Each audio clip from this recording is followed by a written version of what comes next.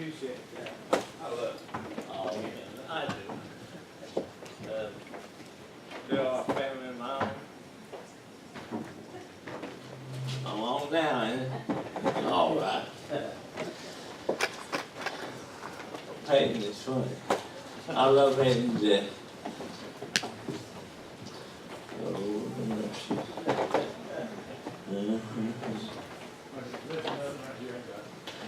Love is the sound of trouble. Yeah. I like to hear that come out painting your mouth. Painting that never in a hurry, except for the year of Jubilee. But, you know, I used to remember being a young Christian, and the home of Dad would preach, and I met him a month after I got saved. And he's been discipling me ever since. And he'd say, well, you know the story of that. You're going to meet lunch. I said, don't know that story. And do you know what the year of Jubilee is?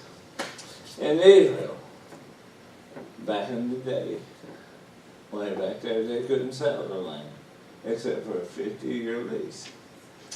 You couldn't hold a slave but for 50 years. And you had to return the land to the owner. You had to forgive the debt. You had to let the slave go. Right. To your Jubilee. What a precious year of Jubilee. Amen. That was free. Turn your Bibles to 2 Timothy 4, 6 through 10. Dad said I was supposed to be quick tonight, but I know there's food out there. It don't matter anyway. I got to work in the morning. Some of you don't. Some of you retired. It'll be all right. But I want to start with James 4:14 says, "Whereas you know not what shall on tomorrow. What is your life? It is but a vapor that appears for a little time and vanishes away." Yeah. And we read that in the introduction, but Paul is writing to a young pastor, a son in the ministry. Paul didn't say that about a whole lot of people. But Paul has come into the life, the realization that he's dying is upon him. And Paul wasn't downhearted. He wasn't distraught. But the realization, Paul said, I have run the race. You can think about that for a minute. Have you ever even begun the race? And that's the thing about us. I said last night, some of us live the same year in this church, year in and year out. You don't run that race. And the orchestra of our race. Some people played in the band school. You think about some of the great composers, Beethoven, Bach, sculptors, Michelangelo, the painter, and different ones, and people that compose today, like Led Zeppelin and Bon Jovi. I know some of the old people going, who? Don't worry about it. I couldn't explain it to you anyway. But anyway, the composer of our lives is the creator of the world. Amen. And you think about that, and she sang about it. God so loved me. God so loved me. And he said, I have not seen, no, I have seen the things that I have prepared for those that love me. Now, Paul said, I fought the good fight. I have done, and think about that. Paul was, and there was a thorn in his flesh. And there's 100 ideas what the song was. At the end of the day, we don't know. We just don't know what it is. And then the reason for that is there was a battle that he fought with David. Yeah. But God told him, in your weakness, my strength is perfected. Paul was shipwrecked. I was thinking about, we went to the city of Antipatra. Paul was a great man now, a great theologian. He said the finest teachers. But in that city, to escape the guards, out the back window, out the back wall, they let him down in the basket. That is kind of humiliating to have to run that way. He was in prison, stoned, beaten, naked, and left for dead. Talking about somebody that has some struggles. Yeah. And think about all the, there's different places here that said such and such is turning their back on me. God return to what he's done. So friends have left him. And he's been naked and cold and in prison, shipwrecked, all the things. He said, I have kept the faith. Amen. He said, but I have run my race. Wow. And the realization is, and I realized when I was reading the commentary or something, Paul never said, I won the race. Yeah. Paul said, I won the race. Amen. See, the thing is, if Paul would have said, I won the race, now that would have put a standard there that we couldn't bear. Right. Because, I mean, who am I in the shadow of a great man like Paul? Who am I in the shadow of a man like Billy Graham or some of the other greats of our day? But Paul, the writer of most of the New Testament, he didn't say I won. He said I won. Amen. Yeah. The problem is on today's church, either we have never run or we've quit running. That's right. The race is set before me. That's right. By the orchestrator, the creator, the one who loves us and gave it all for Amen. us. We need to think about it. So if you'll stand for the reading of God's Word in 2 Timothy 4, 6 through 10. 6 to actually just 8. 4. I am now ready to be offered, and the time of my departure is at hand. I have fought the good fight. I have finished my course. I have kept my faith. Henceforth there is laid up for me a crown of righteousness, which the Lord, the judge, righteous judge, shall give me, and at that day, and not to me only, unto all them also that love his appearing.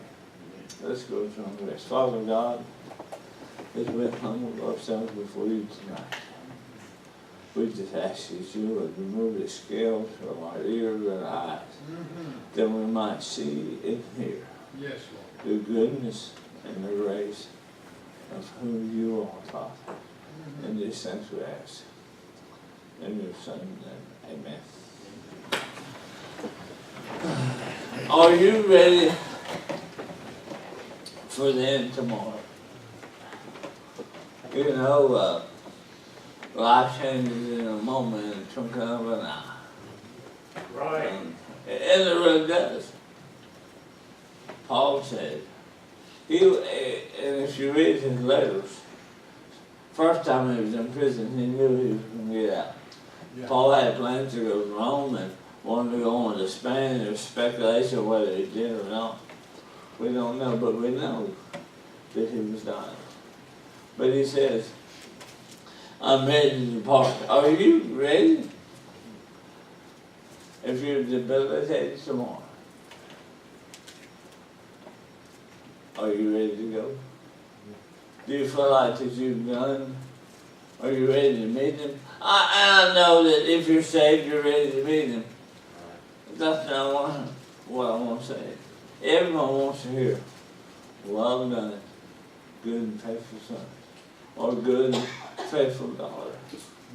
But you know, if you haven't been faithful, and you haven't done what you were supposed to do, and you haven't done anything with what God has given you, and we've all been given salvation, if you know it. If you're in here saved tonight, you've been instilled with a gift from Almighty God. Right. And there's a road that you have to go down Right. so that you become that diamond, that jewel Oh, yeah. that God has in store for you. So are you, if tomorrow, you can no longer do what you can do now, are you satisfied? Wow. Do you understand that? And that's a life grasping moment. You know, me and Homer said when we didn't have it last night, like I said, I've preached the gospel 7 different countries, 20 plus missionary trips. There's a village in Mozambique beyond Ponte d'Or that we showed the gospel to a whole village, probably not about 150 to 200 people there, but we shared the gospel with the whole village over a 3-night period. Went around and knocked on the huts. You don't knock on doors. You just go up to the hut, they come out and talk to you. You know, God's been good to me. When He first saved me, Homer first met me, I was thrown on the home and didn't have a job. I didn't have one of my front teeth. And I was pretty scared looking at what honey. Amen. You know, about 50 pounds lighter. So, you know, I went to college, social degree, Southeastern, sat on some great minds.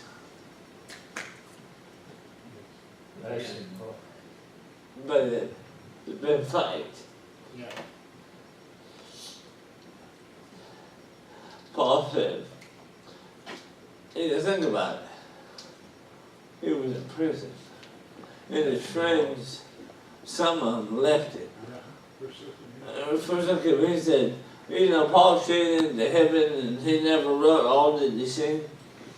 And Paul had seen Jesus face to face. He was a man called out in due time, disciple. And whatever that thorn was, he asked him 3 times, take this from me. He said, He said, in your weakness, my strength, brother. So he had battles. Now let me tell you what, when you go to a town, you visit in jail, because that's where you know you're going, that's probably not a fun thing to do. Who wants to go to jail? But the fact is, he was like Jeremiah. He was going to preach or die. Right. Yeah. You know? And we didn't give up on the race. Yeah, so many. So many of us have just, you're mad at church, you're mad at the preacher, you're mad at God. Come on, preacher. God's done so much for you. Oh, yeah, brother. You know, and He doesn't want all of us. He does want all of us. He wants your heart, because it belongs to Him. So let me tell you what, I love my wife.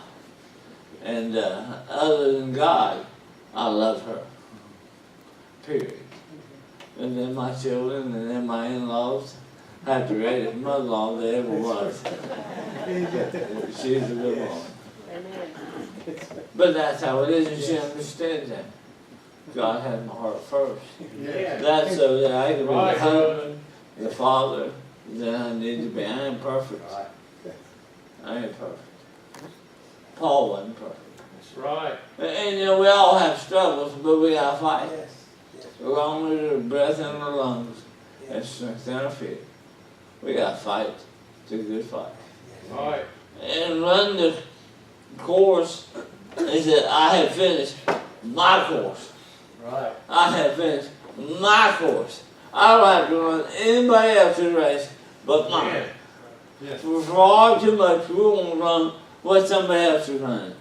I have a pastor friend of mine, Pastor Dobbs. I love him to death. Me and him were good friends. Met in the seminary. He preaches one way, and I preach another way. And when I first started hanging out with him, he said, "Why don't you try this?" I try this. Can't do it. I try to preach on the phone, I can't do it. I preach like me. That's right.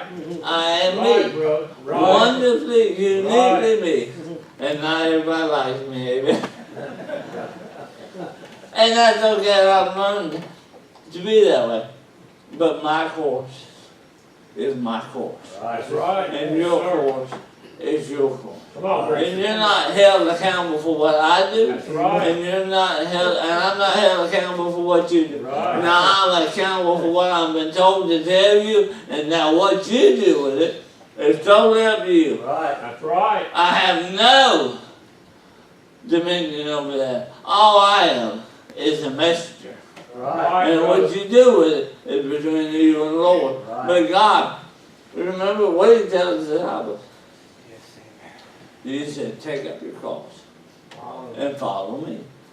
Now, we say that in light of Calvary. Now, when He said that, they didn't know about Calvary. They knew that when they were crucified, you had to carry up your own cross to where you're going to die. They didn't understand that. We have to die ourselves. Take up your cross and follow Him daily. You have to die to yourself willingly. If your discipleship is always qualified with if. If you don't want to follow Him, He don't want you to. That's right. But you're just robbing yourself of Right, the brother. best that God has in store for you. Oh, yeah. If you choose not to go down the road that God wants you to go down. Come on, preacher. Far too long. He said, I have walked that too long. He said, I have sinned. And we're talking about God who loves you, who gave His life for you, Oh, and yeah. gave His best for you. And why won't we follow Him? But we don't trust Him. Amen. Come on, preacher. We don't trust Him, or we don't think He's capable of navigating us down that road. And let me tell you, by the way, this book is full of men and women who have started out following God and blew it. Right. And Right. you know what God did? He put them back on the path. Amen. Yeah. God can take a crooked stick and hit a straight leg with it. Right. And we need to understand that whatever we do, I had a pastor one time. Well, I've only ever had two pastors, Homer and what was his name? But Locke, fine man of God. But another preacher said, and I was worried about making a mistake. And he said, a loving father and his son is doing his dead level best to follow the best way he knows how. Whether he stumbles or not. What do you think that father's going to do? If my children are doing their dead level best to do what the father wants to do, I'll meet them halfway. Amen. I'll meet them 90% of the way. And I can't love my children perfectly like God loves me. That's right. You Right. don't think He did. If we're striving to follow Him, even if we blow it, but we're following. You know what they meant? Nail scarred. There's no reach in and say, and carry us through. And if you don't think so, look at Peter. Yeah. Peter was stick his foot in his mouth. Peter. Oh, yeah. And God used him great. You know what happened to Peter? He denied Him 3 times. Right. But at the end, He was crucified upside down. Oh, yeah. He finished what He started. Yeah. And He said, I have kept the faith. I have kept the teaching, the mold that God has given so many of us quit and give up hope. Oh, yeah. And so many of us. You think the church can do something for you? I love the church. But it's not about the church. Right. It's Right, about preacher. Him. Right, preacher. Keep my Right. faith. And somebody said, well, the preacher made me mad, or the church hurt my feelings. Well, bless your heart. Did the church save you? Did the preacher save you? No. But the Bible said, for not save the son of the saints. That's right. Go to church. Yeah, that's right. Commend yourself. Do what needs to be done. Yes. How many been ever got your feelings hurt at work? Oh, yeah. Yeah. You go to work the next day? There you go. Absolutely. Good, preacher. Good, man. Come I on. was talking to a guy at work the other day, and I said, why don't you go to church? He said, I'll tell you why. He said, something I act like they don't even want to be there. I walked over and I come back to him and I said, you know, letting some of the people around here act like they don't want to be here. Well, yeah. I said, there you go. Yeah. Keep the faith in who Jesus is and what He said He's capable of doing. Right. He said, I've got a crown waiting for me. Uh-huh. He said, the crown of righteousness is either, there are several names for it. Crown of life, the crown of righteousness, but the righteous judge is going to give it to me Yes. when I step in there.